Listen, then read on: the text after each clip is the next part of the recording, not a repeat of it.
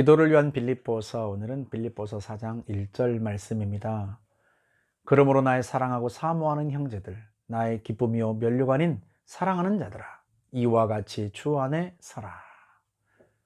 이 짧은 구절 속에요, 빌립보 교회를 향한 바울의 애정이 얼마나 많이 녹아 있는지 몰라요. 바울은 보통 다른 서신에서 수신자들을 사랑하는 자들아 하고 부른단 말이죠. 베드로나 야고보, 요한 사도 역시도 그들의 서신에서 수신자들을 내 사랑하는 자들아 하고 부릅니다. 그런데 바울은 사랑하는 이란 말 한마디로는 자신의 마음이 다 표현되지 않는 것 같아서 사모하는 이란 말을 덧붙입니다. 나의 사랑하고 사모하는 형제들아.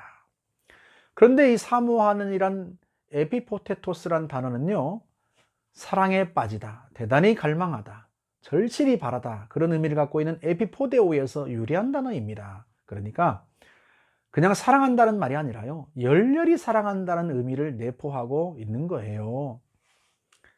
그런데 그것도 모자라서 나의 기쁨이며 면류관인 사랑하는 자들아 하고 사랑한다는 말을 한 번 더 덧붙입니다. 그것도 기쁨, 면류관이라는 단어까지 총동원해서 말이죠. 그러니 바울에게서 이 말을 빌립보 교인들이 들었을 때 얼마나 행복했겠습니까? 아, 바울이 이렇게까지 우리를 사랑하고 우리를 자랑스러워하는구나, 그 마음에 얼마나 행복감에 젖었겠어요. 그런데 왜 바울이 사랑한다는 말을 3번씩이나 반복하면서까지 이렇게 감정적으로 표현을 하는가? 그 다음에 하는 말이 매우 중요하기 때문에 그래요. 내가 정말 너희를 사랑하고 또 사랑해서 너희를 자랑스럽게 여기기 때문에 내가 하는 말이다. 그러니 절대로 가볍게 흘려듣지 마라, 그런 뜻이에요. 그러면 바울이 그렇게 애정을 담아서 하는 권면이 무엇인가? 이와 같이 주 안에 서라. 서다라는 헬라어 동사 스테코는요, 3가지 의미를 갖고 있어요. 일반적으로는 첫째, 서다, 서 있다 라는 의미고요. 두 번째로는 강조하는 의미에서 확고하게 서 있다. 세 번째는 비유적인 의미에서 버티다, 견디다, 굳게 서다, 그런 의미입니다. 당연히 오늘 본문에서는요, 어떤 유혹과 시련에도 굴하지 않고 견디고 확고하게 서 있다라는 의미로 쓰지 않았겠어요? 그리고 이와 같이, 여기서 이와 같이란 앞의 내용을 가리키는 말이겠죠? 3장 전체를 말하는 거란 말이죠.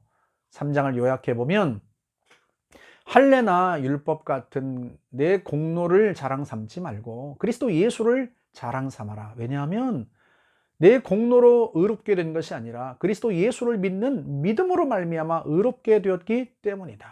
그러니 그리스도의 십자가의 원수로 살지 말고 주님의 영광스러운 부활의 몸을 덧입을 때까지 그날을 기다리며 고대하며 신앙의 경주를 다하라.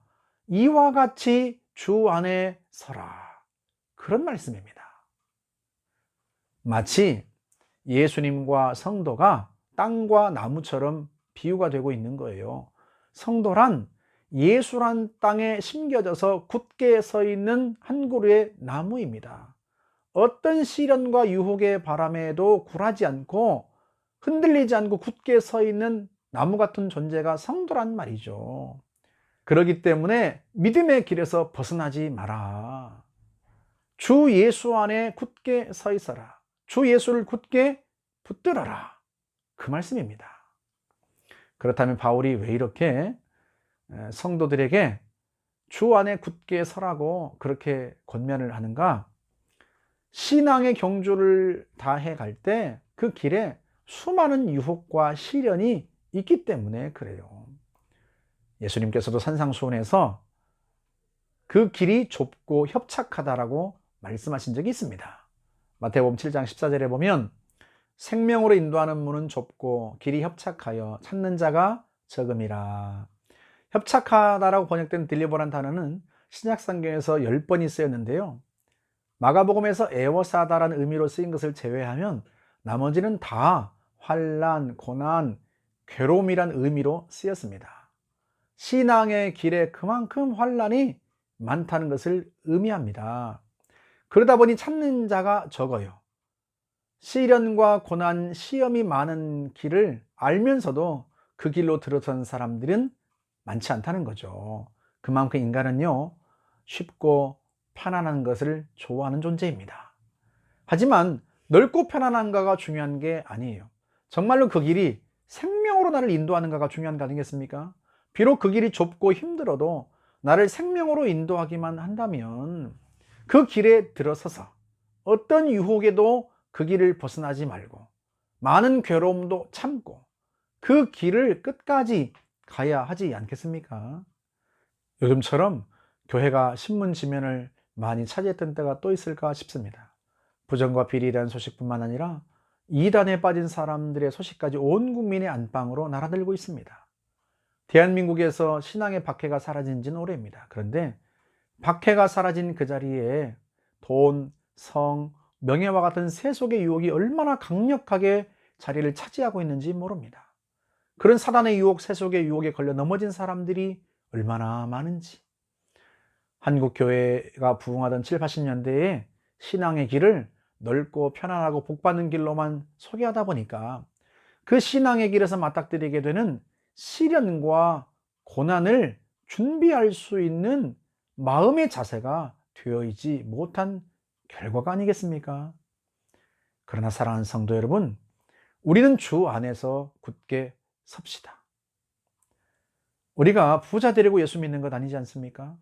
단지 마음이 편안하려고 예수 믿는 것 아니잖아요? 그렇게 알고 시작했는지는 모르지만 그리스도의 십자가와 부활의 복음을 경험했다면 이제는 우리가 그리스도를 나의 주인으로 섬기고 어떤 세속의 유혹에도 흔들리지 말고 괴로움과 고난을 잘 참고 견디며 신앙의 경주를 다해 가야 합니다. 곧 주님께서 다시 오십니다.